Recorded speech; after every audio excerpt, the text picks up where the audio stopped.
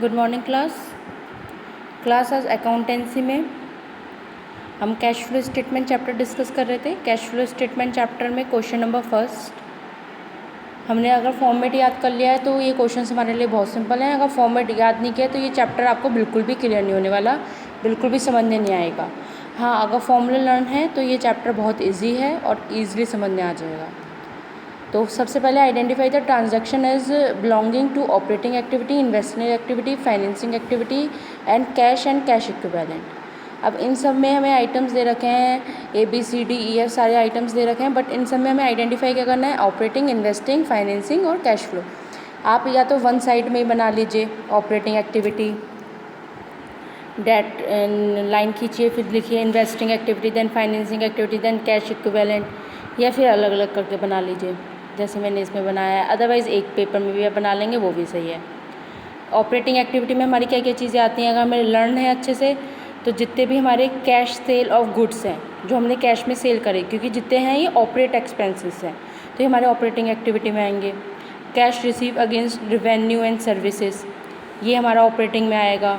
Cash purchase of goods, क्योंकि ये सारे ऑपरेटिंग है। Cash paid against service taken, ये भी ऑपरेटिंग है। कमीशन रिसीव, कोई कमीशन रिसीव करा है। कमीशन, इनकम टैक्स पेड, अगर हमने वो टैक्स पेड, ये ऑपरेटिंग एक्टिविटी माइनस होगा लास्ट में जाकर ऑपरेटिंग एक्टिविटी में। अगर कोई पेड है, अब मेड है तो वो प्लस होता है नेट प्रॉफिट में, पता ही है ये चीज़।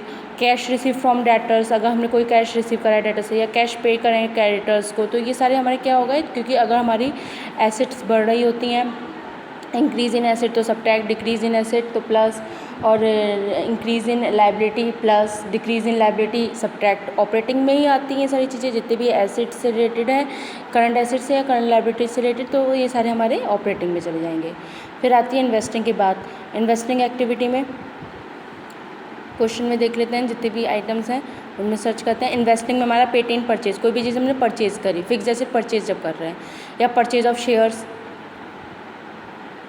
ये फाइनेंसिंग का पार्ट है। परचेज ऑफ शेयर्स आप फाइनेंसिंग में लीजिए परचेज ऑफ शेयर, क्योंकि परचेज ऑफ फिक्स एसेट अगर होता है तो वो हमारी इन्वेस्टिंग में आती है, इसमें गलत टाइप हो गया। इंटरेस्ट ऑन इन्वेस्टमेंट, ये हमारा इन्वेस्टिंग उसका ही है, इन्वेस्टिंग एक्टिविटी का। Income tax paid gain on sale of an asset, investing में। कैश एंड कैश में मार्केटेबल सिक्योरिटी है तो वो कैश एंड इक्विवेलेंट में आ जाएगी।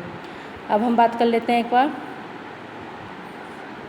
फाइनेंसिंग एक्टिविटी की।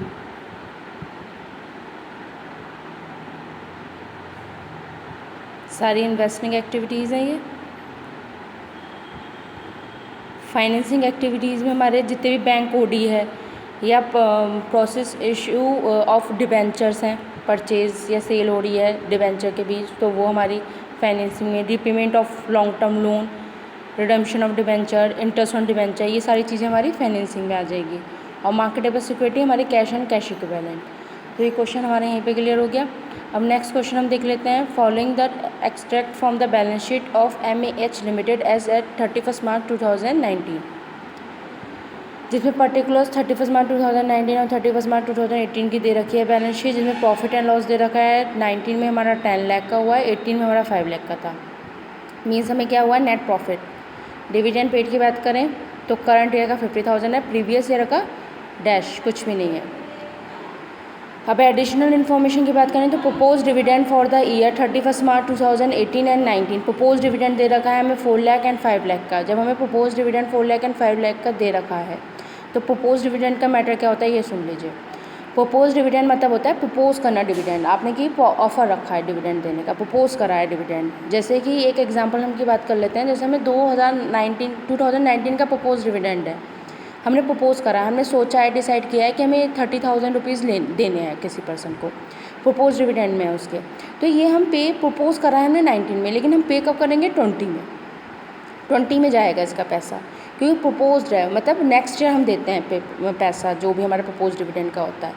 सेम वे में अगर जो हमने 2018 में प्रपोज़ करा है डिविडेंड, वो हम कब पे करेंगे? 2019 में।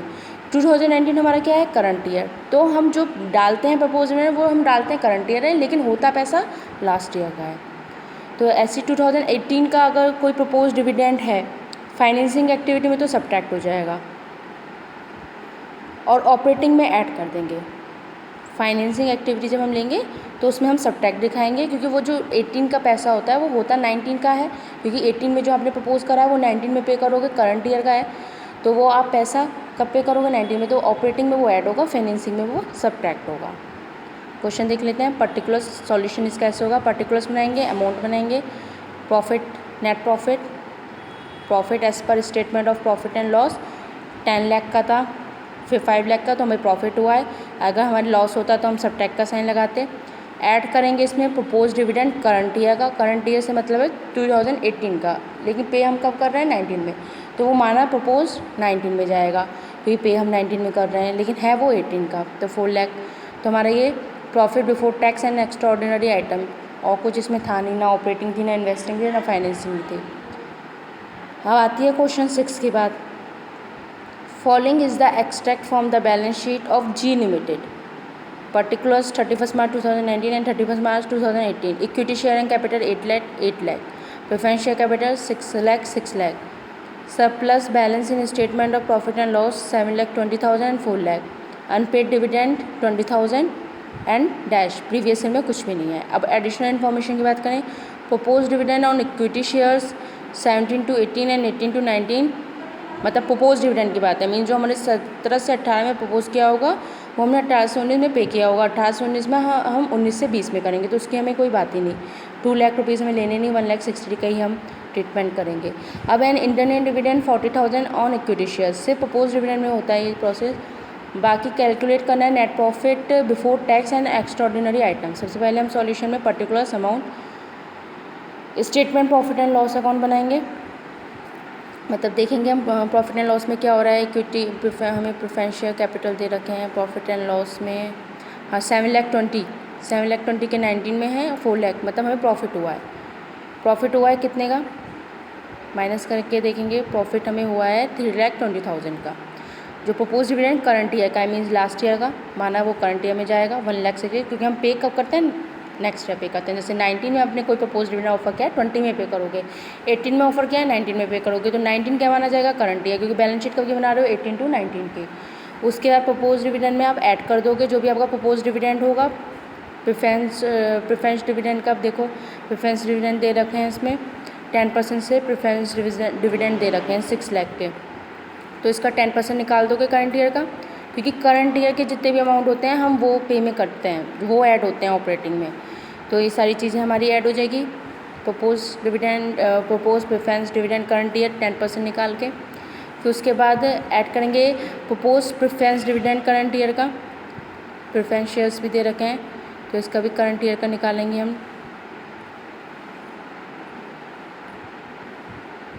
सेम चीज़ प्रेफरेंस शेयर पे हमने निकाला प्रेफरेंस डिविडेंड। अब इंटरमीडिएट डिविडेंड हमें दे रखा है क्वेश्चन में, एडजस्टमेंट में intermediate dividend 40,000 and equity share was paid, तो इंटरमीडिएट डिविडेंड भी हम ऐड कर देंगे, तो हमारा ये क्या निकल के आ जाएगा, profit before tax and extra ordinary items. अब है कैलकुलेट, अब ये क्वेश्चन कंप्लीट हो गया आपका। दोनों क्वेश्चन में आई होप आप लोगों को कोई प्रॉब्लम नहीं आएगी, बहुत ईजी है। प्रपोज डिविडेंड का भी प्रोसेस ट्रीटमेंट समझने आ गया होगा, कैसे करके ट्रीट करते हैं उसे प्रपोज डिविडेंड को। अब क्वेश्चन नंबर 13 की बात कर लेते हैं। एक ऑपरेटिंग का मैंने करवा दिया, अब इन्वेस्टिंग फाइनेंसिंग के करवा के नेक्स्ट रन पे एक लेंथी क्वेश्चन करवा के बाकी आप प्रैक्टिस करेंगे, और ये चैप्टर मैं क्लोज कर दूँगी। प्रैक्टिस आपको पूरा वीक मिलेगा, क्योंकि वीक में एक दिन ही अकाउंटेंसी क्लास होती है, तो इसलिए मैं चैप्टर, हमें जल्दी जल्दी सिलेबस भी अपना कवर करना है, इसलिए मैं चैप्टर ये कवर कर दूँगी। आप लोग इसकी प्रैक्टिस करिएगा अकाउंटेंसी की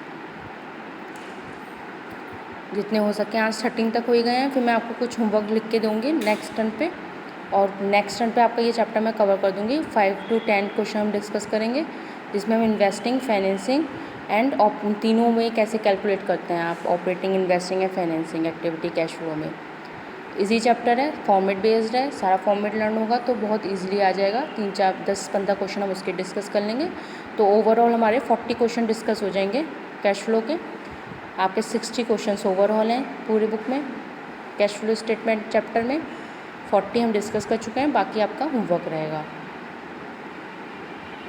उसमें मैं आपको बताऊंगी कौन कौन से सेलेक्टेड क्वेश्चन हैं, वो आप होमवर्क करेंगे। अब question number 13, calculate cash flow statement from operating activity from the following.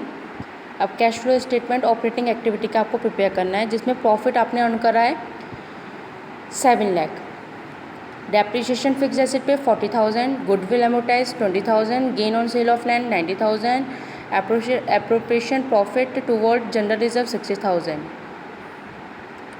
First treatment तो ये है, ये सारी किस में जाएंगी, हमारी ऑपरेटिंग प्रॉफिट बिफोर टैक्स जो हमारा निकलता है नेट प्रॉफिट के बाद। नेट प्रॉफिट की कैलकुलेशन अलग है, इसमें ट्रांसफर जनरल रिजर्व ये सब चीज़ें ऐड करते हैं, आप लोगों ने याद करा होगा, मैंने उस समय कैलकुलेशन लिख के दी थी नेट प्रॉफिट कैसे कैलकुलेट होती है, और ऑपरेटिंग की मैंने अलग लिखी थी। गुडविल राइट ऑफ हो रही है, कोई भी चीज़ gain on sale of an asset हो रही है तो ये आपकी ऑपरेटिंग में जाएगी, फिक्स एसेट अगर हो रही है। अब नेक्स्ट पार्ट भी हम स्टडी कर लेते हैं, लेकिन पहले फर्स्ट पार्ट के हम सॉल्यूशन देख लेते हैं। सबसे पहले डालेंगे cash flow from operating activity particular amount.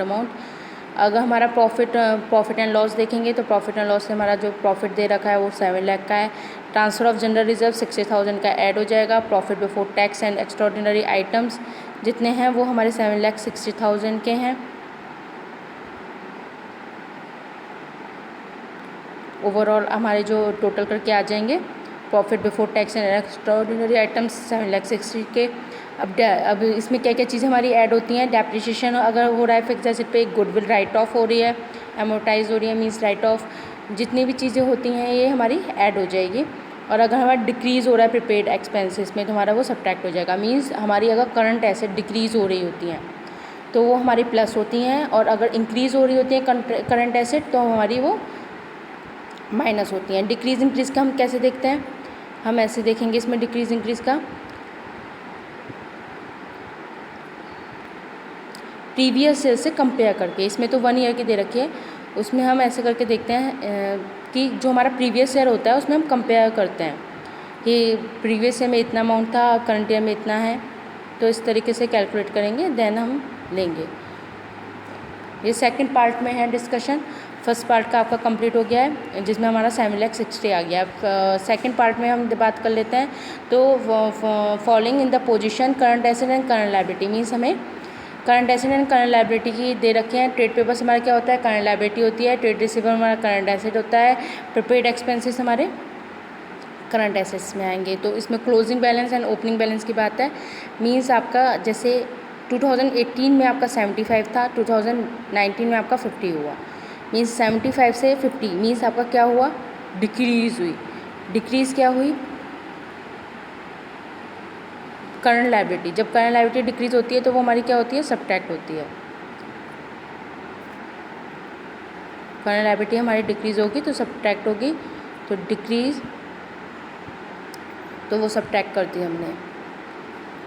अब देखेंगे next, trade receivable 60,000 to 75,000 means 15,000 का 15,000 का में क्या हुआ, प्रॉफिट हुआ, मीन्स इंक्रीज़ हुई। क्या इंक्रीज़ हुई, हमारी करंट एसेट। करंट एसेट जब इंक्रीज़ होती हैं तो वो भी सब्ट्रैक्ट होती हैं, तो वो भी हमारा सब्ट्रैक्शन में चला जाएगा। इन लोगों ने एक साथ क्वेश्चन कर रखे हैं लेकिन हम अपना अलग अलग शो करेंगे, नहीं अलग ही है इनका, लेकिन उन्होंने मिक्स कर दिया है फर्स्ट और सेकंड को। ये भी सही है क्योंकि प्रोसेसिंग क्वेश्चन वही है, तो आप एक जगह ही ऑपरेटिंग निकालेंगे तो उस जगह ही ऐड कर देंगे। पूरा प्रोसेसिंग फर्स्ट सेकंड पार्ट का एक जगह शो कर देंगे, अलग अलग नहीं दिखाना है, क्योंकि ऑपरेटिंग में हमारा फॉर्मेट में क्या सारी चीज़ें आती हैं। नेट प्रॉफिट निकालने के बाद हमें ऑपरेटिंग एक्सपेंसेस सारे लेने होते हैं, उसमें जो ऐड होने हैं ऐड करेंगे, सब्ट्रैक्ट जो होने हैं सब्ट्रैक्ट करेंगे, फिर ऑपरेटिंग प्रॉफिट बिफोर कैश निकल के आता है। अगर पॉजिटिव में है तो हम लिखेंगे net cash flow from operating activity. अगर हमारा सब्ट्रैक्शन में आता है तो net cash used in operating activity. Format याद है तो सिंपल तरीके से जो चीज़ें ऐड होनी है वो ऐड हो जाएंगी, जो चीज़ें सब्ट्रैक्ट होनी है सब्ट्रैक्ट हो जाएगी। आई होप इसमें भी कोई प्रॉब्लम नहीं आएगी। 13 में कंप्लीट हो गया आपका ये, और इसकी प्रैक्टिस करिए 15 क्वेश्चंस तक। अगर कोई इशू और प्रॉब्लम होती है तो क्वेरी टाइम पे हम डिस्कस करते हैं, क्वेरी टाइम पे पूछिएगा क्वेरी, और क्लास अटेंटिव करिए, डेली आइए क्लास में, आपके लिए बेनिफिट है।